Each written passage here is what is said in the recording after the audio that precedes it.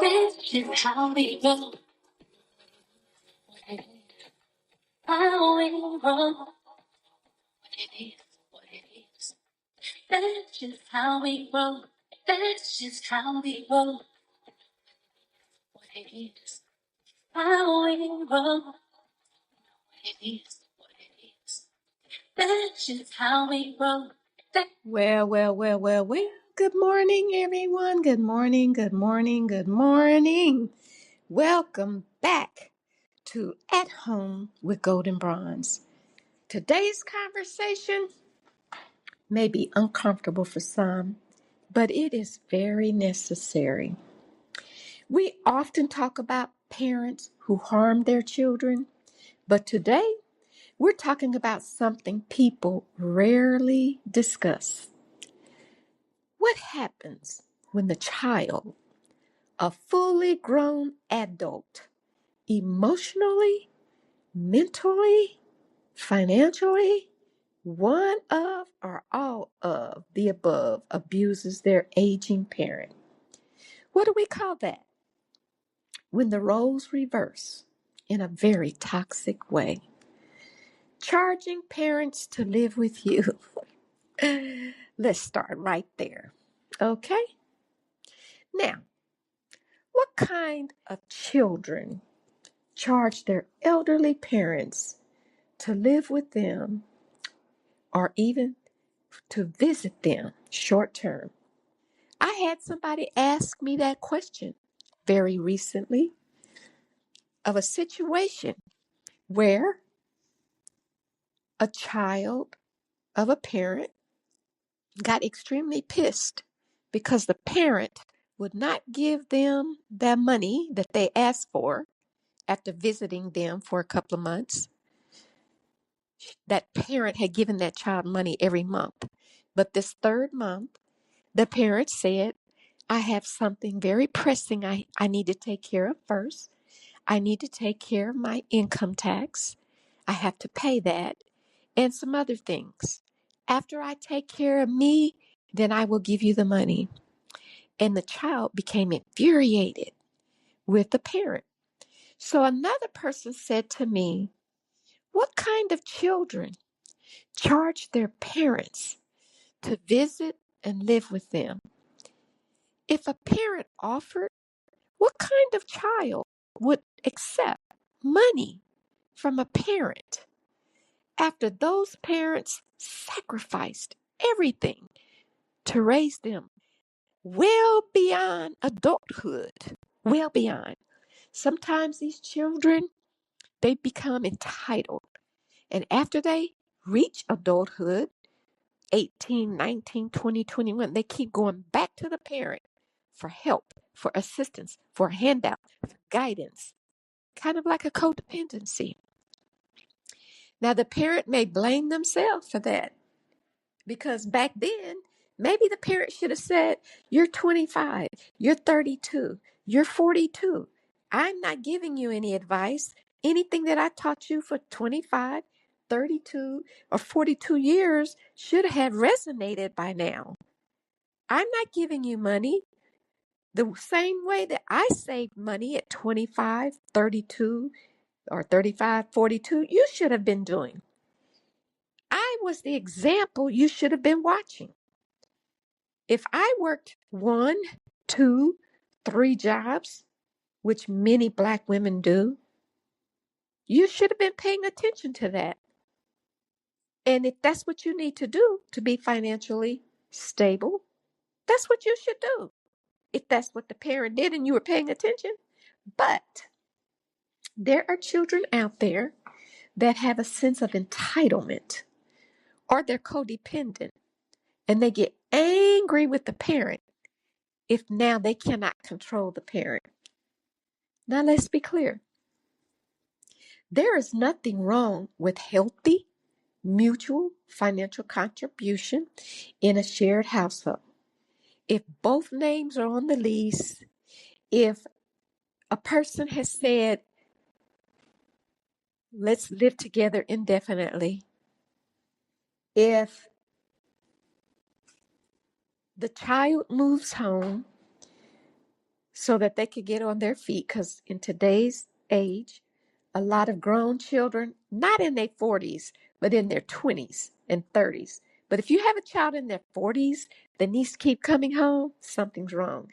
But the teenagers, like 18 to, I'm going to say 35, if they have to come home to reposition themselves, then they should offer to help their parent with some bills, because the water bill doubles, triples, or whatever, however many people are in the house.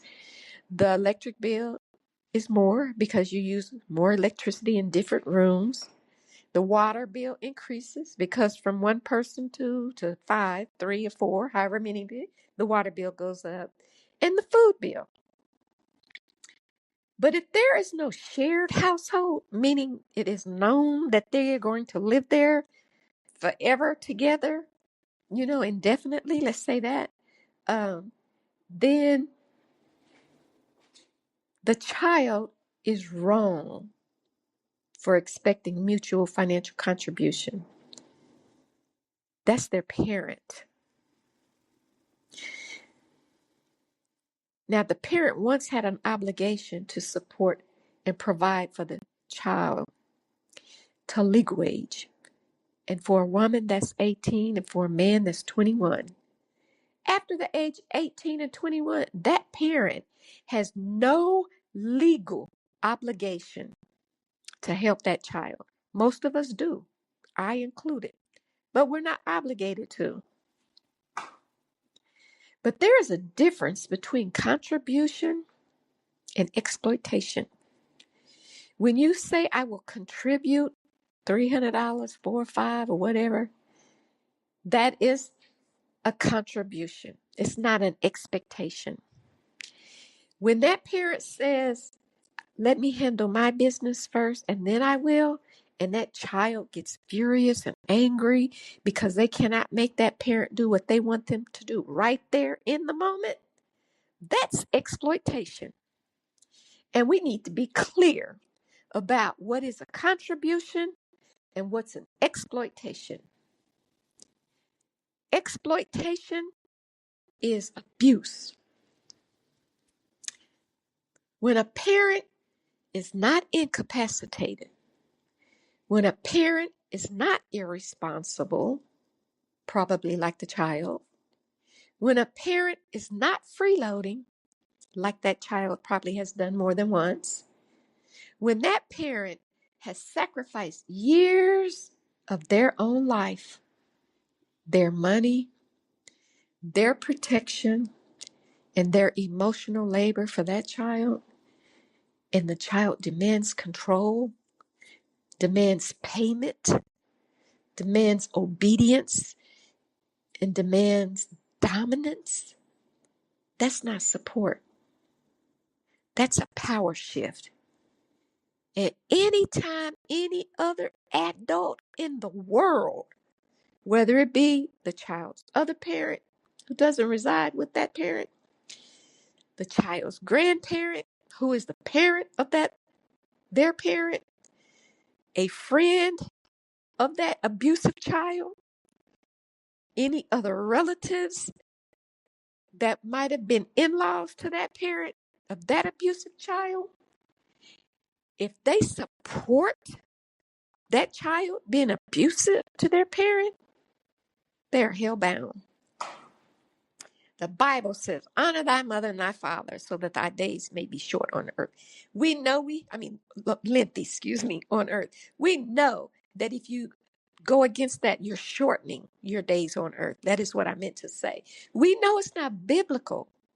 We know that anybody that is supportive of a child for doing that to a parent, especially when that parent has not been abusive to that child, has been protective and providing for that child, if they are doing it out of just resentment as well towards the parent, or jealousy or envy, they too will have to account for them supporting abuse, parental abuse. And sometimes when that power shifts like that, It reveals much deeper issues within the child. That child can have unresolved resentment because a parent didn't agree with their lifestyle choices, whether it be criminal or moral or unethical. If the parent, as a parent, constantly tries to tell their child, this is wrong, you shouldn't do this, and that child resents the parent for doing that, that's a deep issue within that child. That is a parent's responsibility as a parent, and they would be remiss if they did not try to spiritually, morally, and ethically, financially guide their children through life. And when they do that successfully, they don't mind leaving a legacy. But if they do that and the child is abusive, they're not entitled to leave that child any legacy. None. Because that means that the child didn't honor and respect what the parent was doing, the foundation that the parent was leaving. That can also reveal their financial instability. If they had their finances together, they wouldn't have to be so upset because they demanded money from their parent and the parent didn't give it to them. And mind you, if the parent said, let me handle my business first, then I will, and that child becomes irate, that is deep, deep issues. Deep, deep issues. Self-preservation is the first law of nature. I'll pay my bills first. After I pay my bills, yes, I will help you. But none of us, whether it's a child, a parent, a friend, a co-worker, a church member, none of us are expected to let our own financial situation fall to give it to you. The person said, I'll take care of my business first, and then I will help you out. And the child gets irate. That's an unresolved resentment issue right there. That's financial instability, especially if it's not a lot of money. It's $500 and you're going to fall apart and kick a person out or kick them when they're down because you didn't get what you wanted when you wanted, right when you wanted it. That shows mental health challenges. That grown child has some mental health issues. It might be known, it might be unknown, but it needs to be taken care of. Or that grown child has some narcissistic traits. God forbid you birth a narcissist. It happens every day. And you don't know it till you know it. And it's not the parent's fault. That is genetic. It could be from the father's side. It don't have to be from the mother's side. It could be from both. It could be from generations and generations back. It doesn't have to be recent, but it's revealed in times like these. That can be control tendencies. And it's not just the parent that person tries to control. It's their own children. They leverage what they give to their own children to control them. Give them a car and take it back when they don't do what you want them to do. Let them use your car and take it back if they're not walking the tightrope that you placed in front of them. Give them a cell phone and take it back if they don't do what you want them to do. Give them an iPad and take it back when they are not doing or agreeing with you. That's control tendencies. And it doesn't just start with the parent, but maybe the parent saw those control tendencies and tried to ignore it because they didn't want to admit that their child was a narcissist and had control tendencies. When people have control tendencies, they lie to other people. They flat out look people in the face, the parent, the grandparent, the child, the friend, the father, anybody, and tell a bold-faced lie. Know that they're lying because they are lying to manipulate that person, to get that person to do what they want them to do. And the only way that they can get that person to do it is to lie. Or They simply have codependency issues. I can't pay my bills, so I'm dependent on you to help me do it. I can't make a decision, so I'm depending on you to make it for me. That way, if it's the wrong decision, I get to blame you for it. I don't have to take accountability for it because I was dependent on you to tell me what to do. But here's what we must understand spiritually. And this is not a spiritual channel, although a lot of what I talk about has to do with spirituality. See, because I am not just a religious person. It's not religion for me. It is connection with God. It is a relationship that I have developed with God. It is my foundation for everything that I do and say. Sometimes that upsets people if they don't have a relationship with God. They don't want to hear it. They will use how you feel deep rooted spiritually to twist situations, to make you look bad. So a lot of what I talk about is rooted in my spirituality. It is rooted in my morality. It is rooted in my ethical beliefs. It is how I was raised by my parents and my grandparents and everybody in my family on my father's side who was a Wilson. They all are spiritual beings. And thank God that's the part that was rooted within me. Now, my mother's side, I'm not saying they're not spiritual. They're a little bit of everything, but not like my father's side. Let me just pin it there. There's a difference in the two families, a difference in their character, a difference in their beliefs, a difference in how they talk to people, a difference in how they treat people, a difference in their outlook. There's just a difference in the two sides of my family. And I more or less have more Wilson blood running through me, I think, than the other. Here's what we need to understand spiritually. A parent aging absolutely does not mean that they owe their adult child submission. If that adult child expects submission, that's elderly abuse.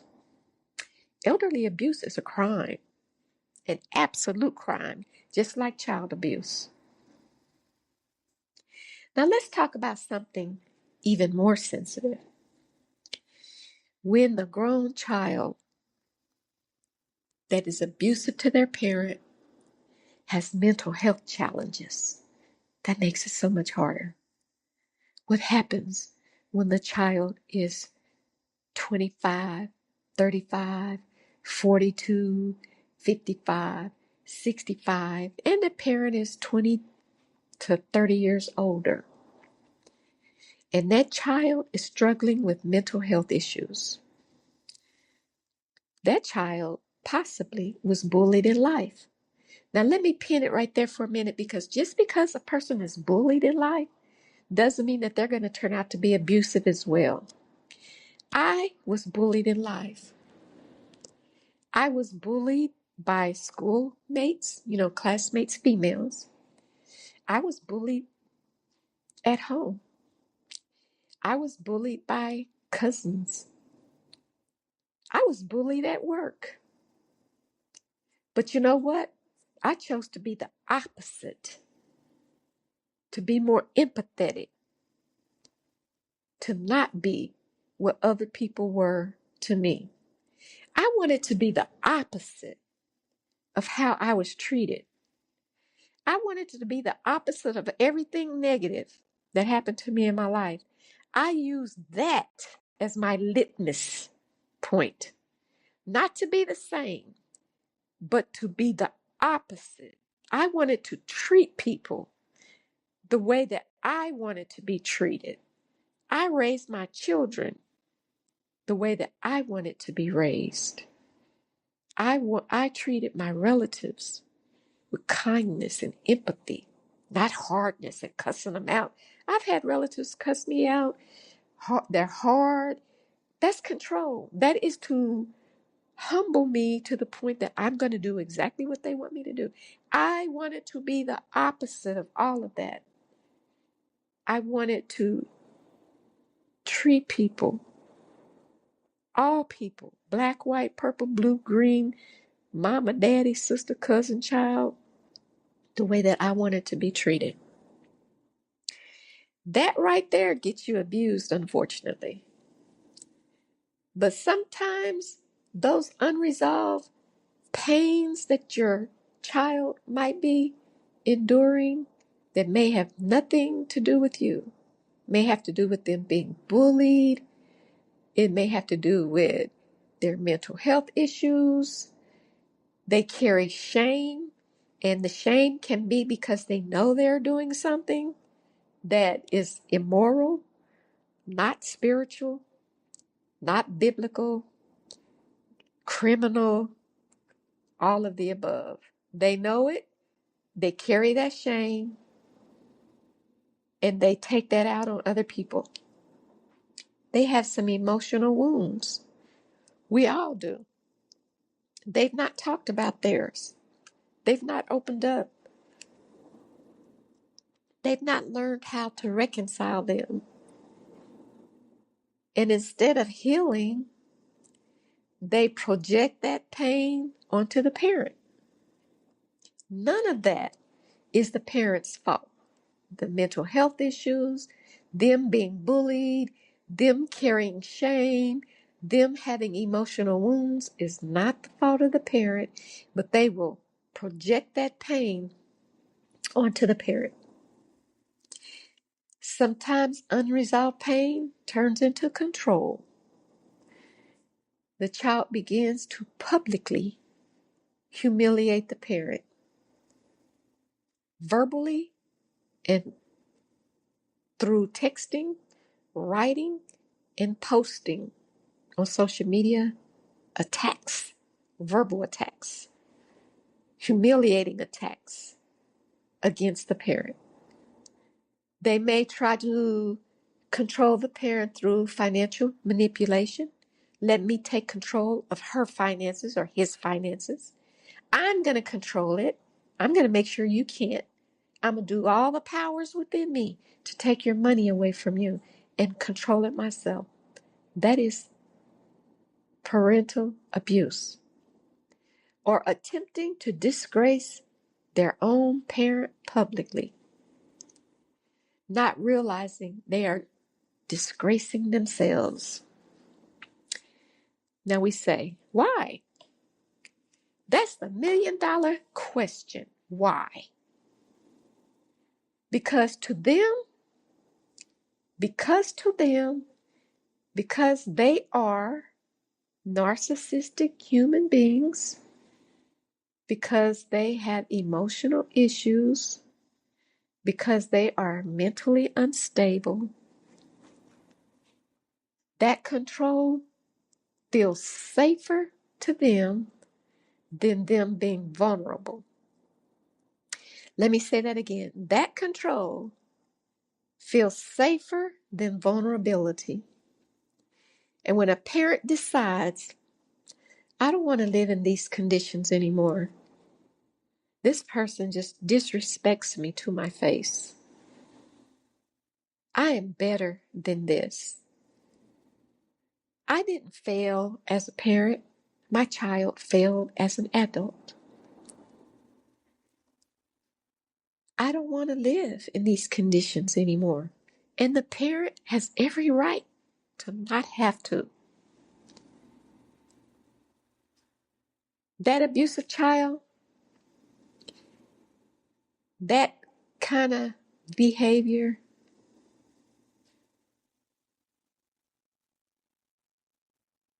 is narcissistic.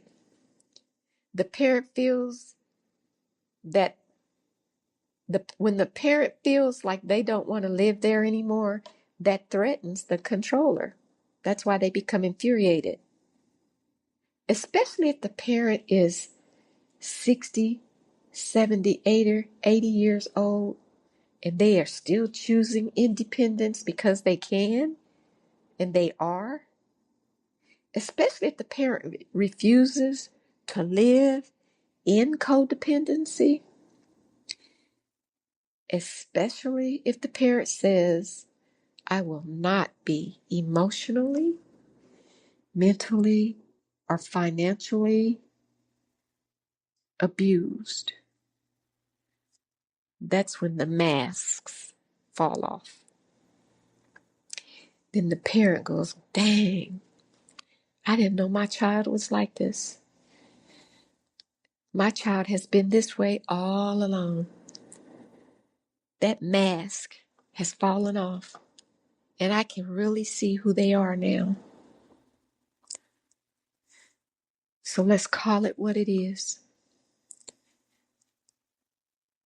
If a 22, 32, or 42, 52, 62-year-old attempts to control a 60 plus parent's life,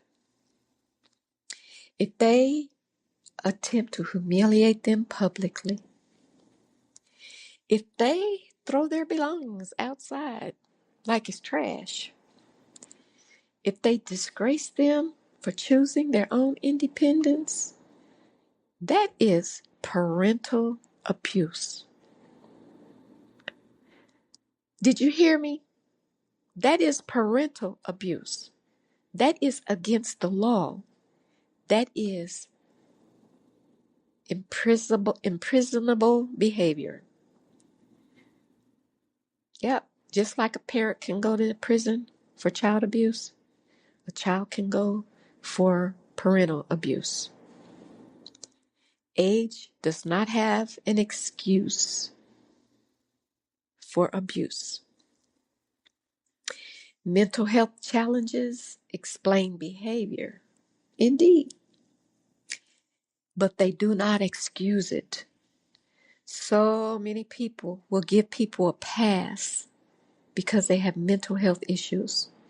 And so many people with mental health issues know it, and they expect a pass and use their mental health challenges as leverage to be abusive or to commit crimes or to just be ugly people. And let's be clear. The parent in this situation is not incapacitated. The parent was trying to restore a broken relationship by going to spend some time in that child's home for a short period and made it clear it wasn't permanent. It was for the time being to restore the relationship. The parent simply did not want to live under emotional control. That is not abandonment, people. That is self-preservation. Kudos to any parent that realizes that they do not have to live under emotional or financial control. And don't feel like you are abandoning anyone, because if anyone who is grown adult says because you want to live an independent life that you are abandoning them, that's a mental health crisis, a mental health issue, a mental health challenge. That's parental abuse. That is parental control. And by your deciding that you do not want to live under emotional control any longer, you've taken it for 22, 32, or 42 years, you've had enough. That is self-preservation. That is not abandonment.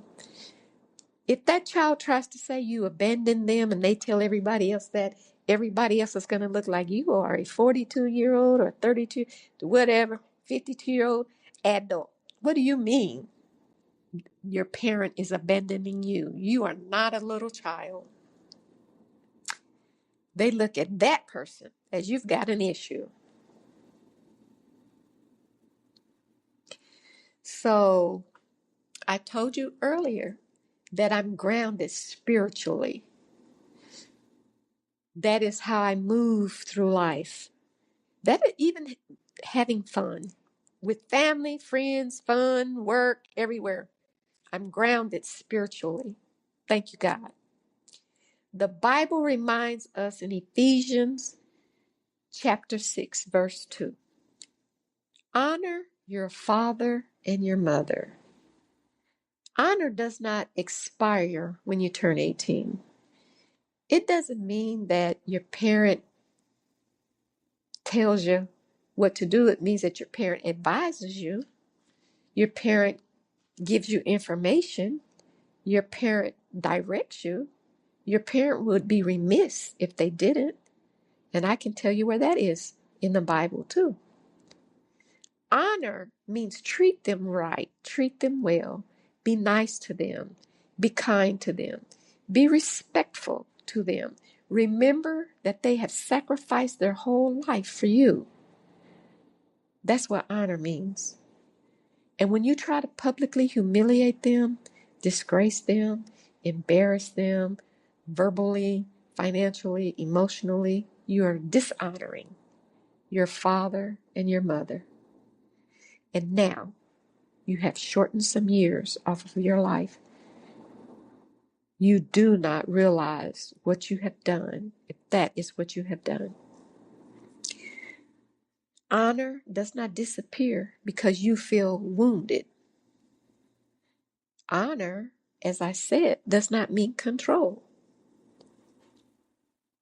And spiritually dishonoring a parent, especially publicly humiliating them, throwing their stuff out in the front of your place like it's trash, sending emails and text messages to everybody that she knows or he knows to disgrace them, going on social media posts to trash them,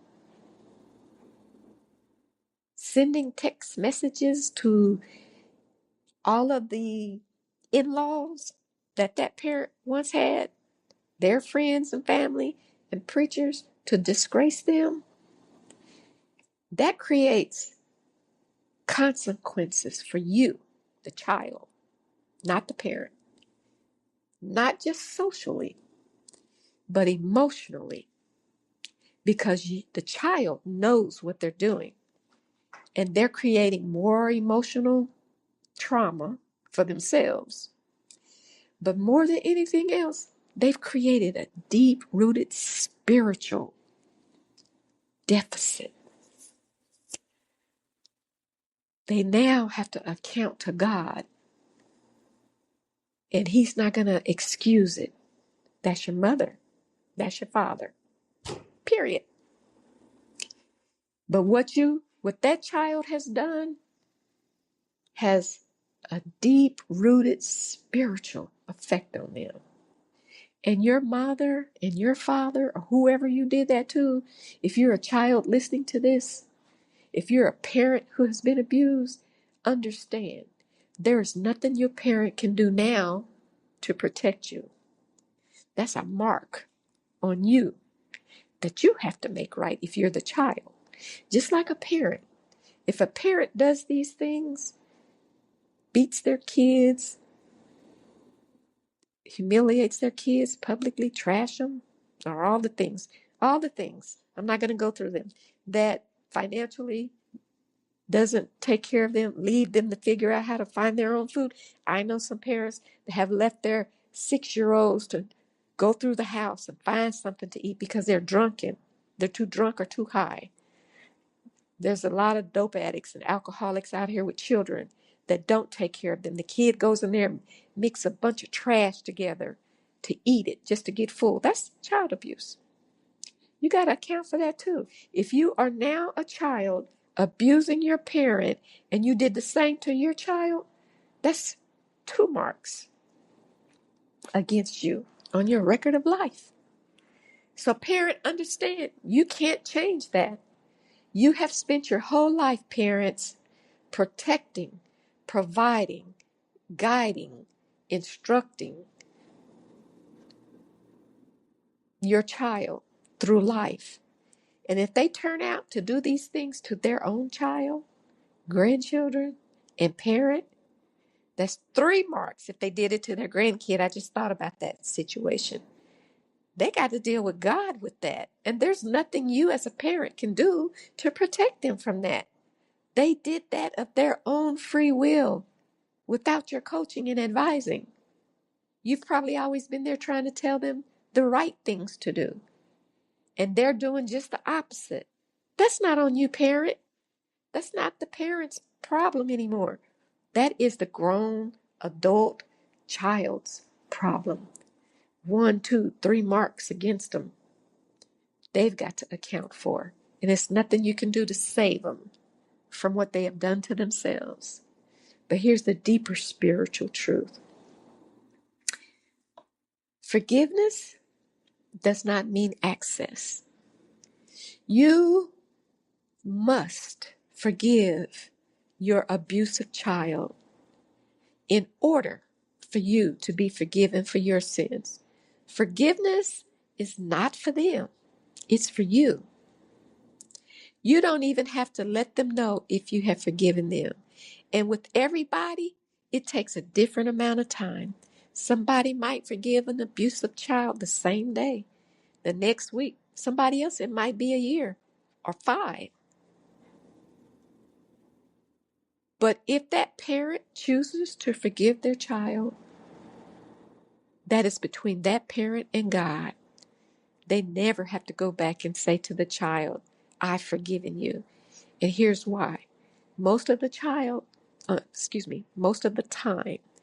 that child has not even taken accountability for their wrongdoing. And telling them that you have forgiven them may open up Pandora's box and the situation to just happen all over again. And since it has taken the parent some time, and like I said, everybody's timeline is different, to get to that point, to just reopen up Pandora's box to do it again, that's emotional abuse as well, but that's self-inflicted. So you can forgive, but that does not mean that you have to give that child access to you, to your life. They don't even have to be a part of it. Probably you don't want them to be after that, because now they've taken the mask off. You can see beyond the fakeness. You can see them for who they really are. And you can forgive them and still walk away. Forgiveness is between you and God, not you and them. To the parent listening to this, if you are the parent in this situation, you are not weak or leaving. You are not wrong for choosing peace and for choosing yourself. You are not selfish for refusing to be abused. You are allowed to live independently at any adult age, whether that be 40, 50, 60, 70, 80, 90 if you're blessed, and 100 if you're super, super blessed. If you can live independently, you are not selfish for wanting to do so. My mother is 92 years old, living independently. And I tell her every time I talk to her, I'm claiming it. I'm claiming 100. Words are powerful. You put them into existence. I want to be like her at 92, living by myself. She drives her car, y'all, to work, not to work, excuse me, to the doctor's office, to the grocery store, to appointments. She drives her own car and her own self there. And every year now, she has to go, I think it was every 2, it might be every year now, she has to go to the DMV, and she passes the exam, and she passes the written test, and she's given a driver's license. And I'm sitting here going, wow, I want to be like that. I want to be independent and functionable in my 90s. So I'm claiming it. You are allowed to start over. even at 70. If you can do so, you are allowed to do that. You are allowed to protect your finances, especially when you see someone try to take them away from you. You do not ever have to give them access to your finances. You don't even have to leave it to them if you don't want to. But the point is, you can leave them something or nothing. It's left up to you. And it all depends on how that child treats you. If that child is abusive towards you, you owe them nothing. You don't owe them anything anyway, but you don't have to feel like because I have it, I have to leave it to them. You don't. You can leave it to a grandchild. You can leave it to other children. You can leave it to the dog if you want to. I'm just saying. A lot of rich people have left their dogs millions of dollars. You are allowed at 50, 60, 70, 80, 90, and 100 if you're blessed, triple blessed. God promises 70. And you're like doubly, triply blessed when you get beyond that. You are allowed to seek counseling. We may not never understand why, after we have done everything that we can do, plus some, for an adult child, why they would then turn on us. But we might need counseling to get through it. And I recommend spiritual counseling. Every time I get counseling, I seek out a Christian counselor. You are allowed to create boundaries. Sometimes those abusive children will manipulate and try to make you feel like creating boundaries is stupid, something wrong with you for doing it. But that's protecting yourself. You are even allowed to change your phone number if you want to. You don't have to give your abusive child your phone number. You wouldn't give it to your abusive partner, a husband, wife, or anybody that's abusive to you. You wouldn't be giving them your contact information. You are trying to protect yourself. That's what they call protective orders. Only, you don't have to give them access to your phone number. You don't have to receive their emails. You can block them on social media. You can block them out of your life. You know why? Because you're protecting yourself. They've shown you how they are going to treat you in your elderly age. And as you get older, if you allow them to treat you this way at 60 or 70, sometimes even at 50, that's not old, but sometimes people younger think that 50, oh, you're old. Some of these 20-year-olds think 40 is old. But I digress. Let me say, if they have shown you how they are going to treat you and you're not incapacitated, you're not relying on them to pay your bills, you don't need them for anything, and this is how they're treating you, you do not have to give them your access. They don't have to have access to you. Go no contact if necessary. Again, I said go no contact if that's what you have to do to protect your peace, your life, and your finances. Rebuild your circle. Rebuild your social circle around people that they don't know. Don't let them have access to your new social circle. Don't let them know who you know, because they'll try to do it with them too. Rebuild your social circle independent of the abusive child. And after you do all of that, heal, my brother or sister. Heal, parent. Heal. And most importantly, you are allowed to live the rest of your life in dignity. And if you have to do that no contact, do that no contact to keep your dignity.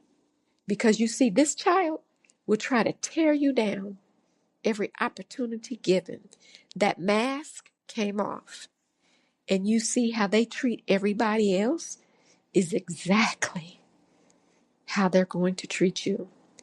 Because if they treat their parent this way, trust me, they're going to treat everybody else the same way, if not worse, if they haven't already. So here are some practical steps moving forward, and moving forward independently. Number one, secure your finances immediately. Separate your accounts from theirs. Protect your assets and change your passwords. Number two, document abusive incidents. And I'm telling you, if they went on social media, if they did it by text message, if they did it by email, they're stupid because they created a paper trail against them. Save that information. Document all the abusive incidents, especially if public humiliation or property damage occurred. Take the pictures that they threw your stuff outside. All the text message threads, save them. All the emails that they sent to people that you know, keep them. All of that. That's your proof if you have to go get an EO against them. If you have to get an executive protective order, an EPO against them, or just appeal, protective order. That's only good for 6 months to a year, but sometimes you have to get an extended one, a lifetime one. Keep your receipts, keep the emails, keep the text messages, keep the social media posts, screenshot it, save it to your iCloud. Seek legal advice is the third one.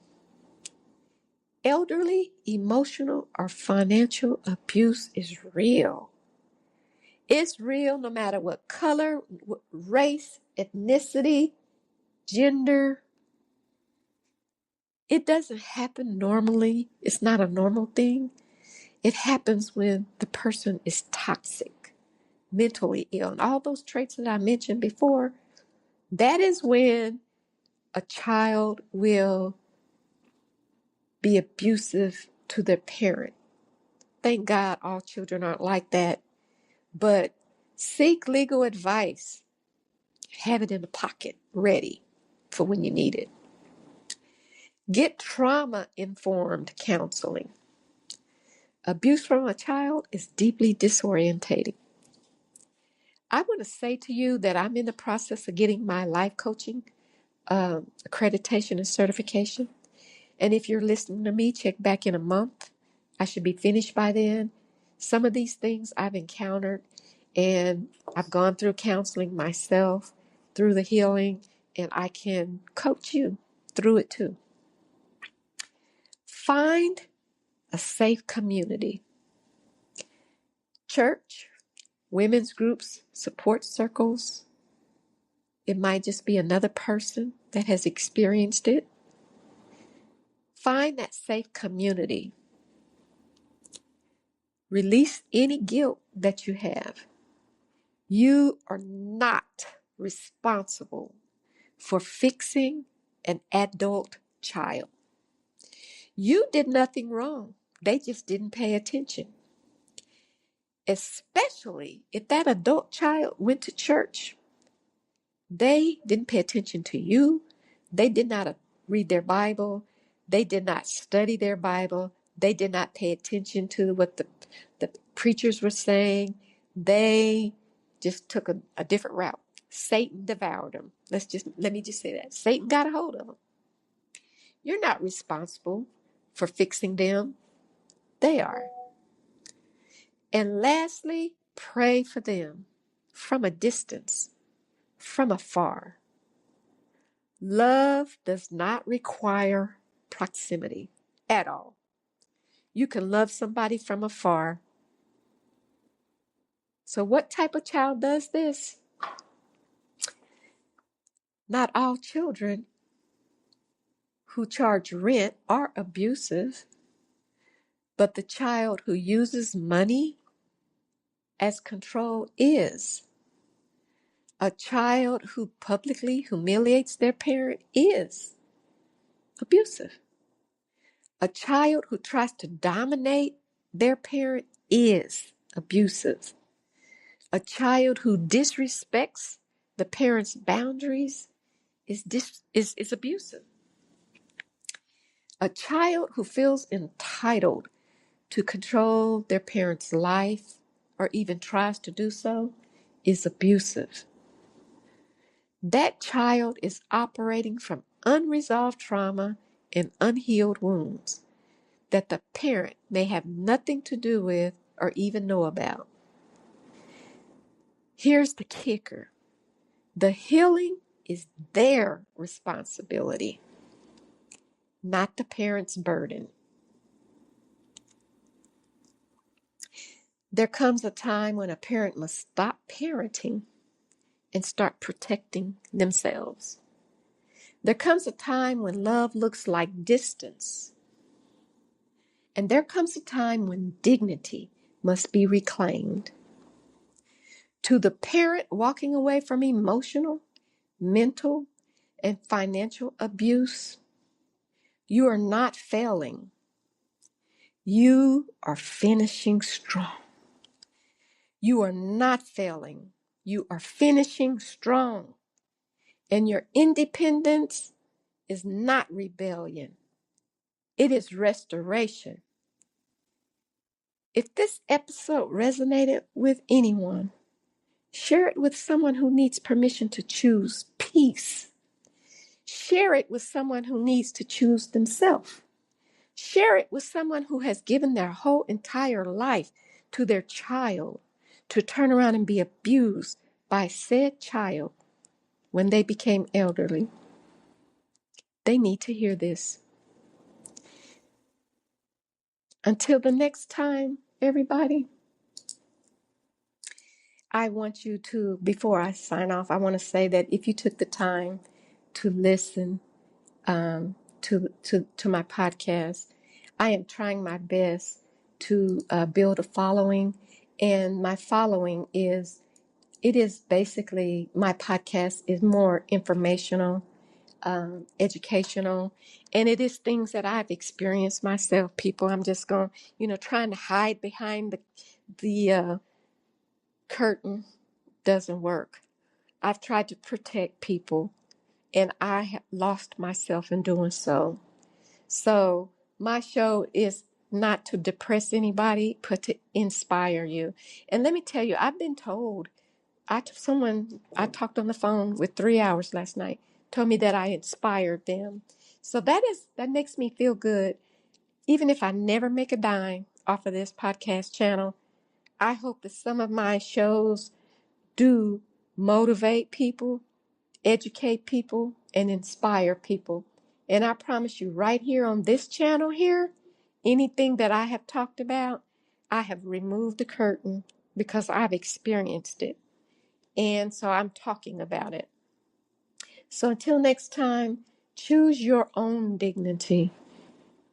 Choose boundaries and uphold them, because I have always set boundaries and then let people cross them, and then I get mad at them and me when those boundaries are crossed, but it's my fault for not standing on my boundaries.